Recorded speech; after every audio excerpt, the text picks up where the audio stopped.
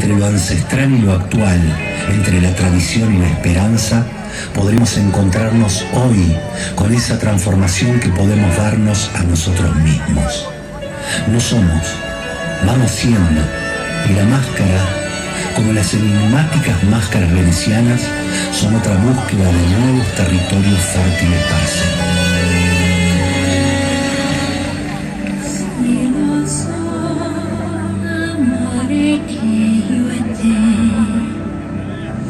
Forse stiamo insieme.